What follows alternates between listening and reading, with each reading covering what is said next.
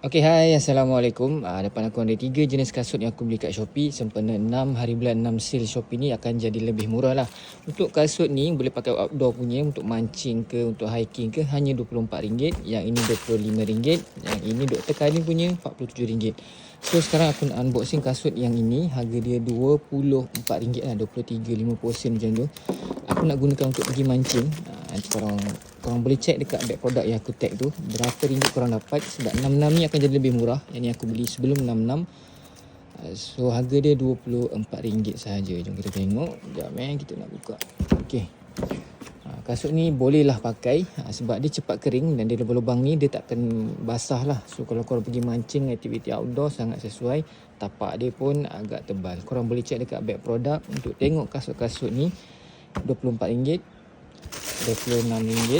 Ini pun kasut hiking tapi dia jenis kain. Yang ni kalau untuk panjat bukit ni sesuai lah. Yang ni untuk mancing sesuai sebab dia dia mesh, dia senang kering. Yang ini daripada Dr. Kadim. Dr. Kadim ni pun boleh pakai untuk mancing ataupun jalan-jalan biasa.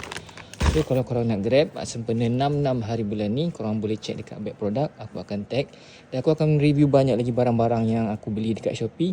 Sempena 66 sale ni, korang boleh dapatkan voucher daripada aku punya YouTube Shopee untuk subscriber aku. Okay, korang boleh check out dekat back produk. Assalamualaikum. Bye.